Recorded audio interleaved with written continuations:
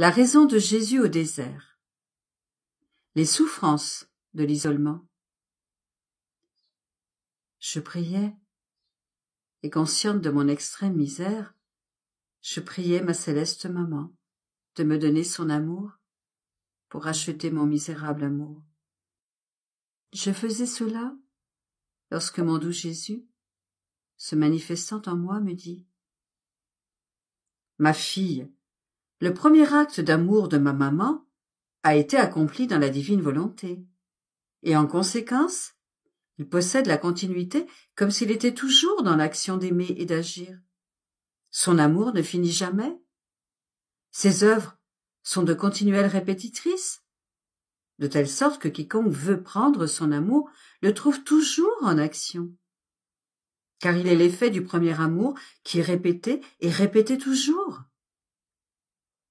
Il en est ainsi de l'âme qui agit dans ma volonté.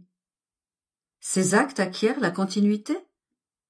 Ils sont répétés toujours, sans jamais cesser. Ils sont comme le vrai soleil qui, depuis l'instant où il fut créé par Dieu, a donné son premier acte de lumière. Mais, si grand qu'il emplit le ciel et la terre par un seul acte, et il répète cet acte, toujours et sans cesse, de telle sorte que tous peuvent prendre son acte de lumière, bien que cet acte, qui s'est constitué acte de lumière pérenne pour tous, fût unique. Si le soleil pouvait répéter son acte, on pourrait voir autant de soleils que d'actes répétés. Mais comme l'acte de lumière qu'il a accompli est unique, on ne peut voir qu'un seul soleil, et pas plus. Mais ce que le soleil n'a pas fait, la reine souveraine l'a fait, et l'âme qui opère dans ma volonté le fait aussi. Autant de soleils pour autant d'actes, et ces soleils sont fusionnés, bien que distincts entre eux en beauté, en lumière et en gloire, qu'ils rendent à leur Créateur, et dans le bien universel qu'ils font descendre sur toutes les créatures. Ces actes ont une puissance divine. C'est en vertu de ces actes que la très sainte Vierge a pu obtenir la venue du Verbe sur la terre.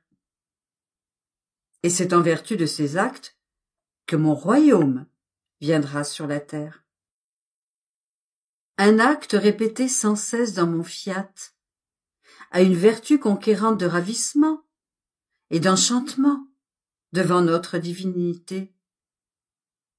Cette répétition continuelle dans la divine volonté est la force de l'âme, l'arme invincible qui désarme son Créateur et le conquiert avec des actes d'amour, et il se sent honoré d'être conquis par la créature.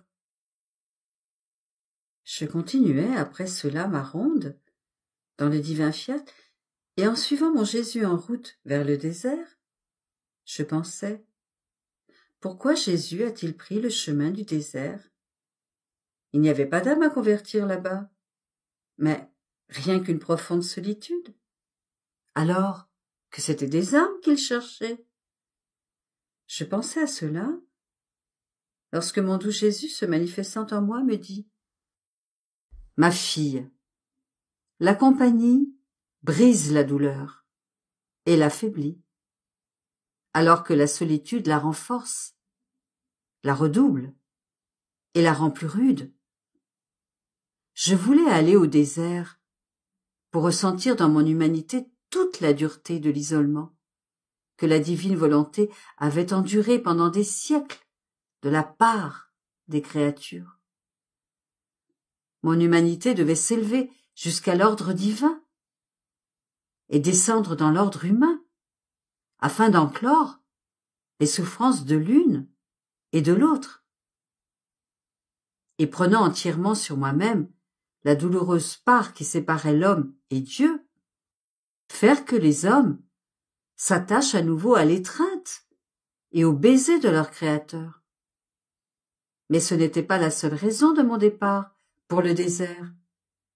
Tu dois savoir que notre adorable Majesté, en formant la création, établit que chaque lieu devait être habitée et peuplée, et que la terre devait être extrêmement fertile et riche de nombreuses plantes, pour que tous vivent dans l'abondance.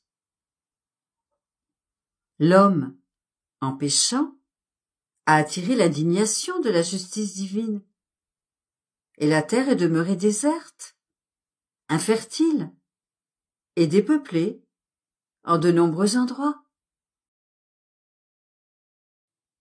Lorsque l'homme s'est retiré de ma volonté, son sort a changé, et je voulais aller au désert pour rappeler les bénédictions de mon Père céleste, et, en appelant le règne de ma volonté, restaurer la terre, la peupler et la féconder partout, afin que la terre produise plus de semences et de plus belles, pour la faire croître au centuple, la rendre plus féconde et d'une plus radieuse beauté. Combien de grandes choses accomplira le royaume de mon divin fiat, si bien que les éléments sont tous dans l'attente. Le soleil, le vent, la mer, la terre et toute la création, pour faire sortir de leur sein tous les biens et tous les effets qu'ils contiennent. De fait, étant donné que la divine volonté qui les domine ne règne pas parmi les créatures, ils ne sortent pas tous les biens qu'ils ont en eux, et ils ne donnent ce qu'ils possèdent que comme des aumônes que l'on fait à des serviteurs. Ainsi la terre ne produit pas toutes les semences. Le soleil, ne trouvant pas toutes les semences, ne produit pas tous les effets, tous les biens qu'il contient. Et ainsi de suite. C'est pourquoi tous attendent le royaume du fiat, pour faire voir aux créatures combien ils sont riches et combien de choses admirables le Créateur a placées en eux, pour l'amour de ceux qui devaient être les enfants de sa volonté.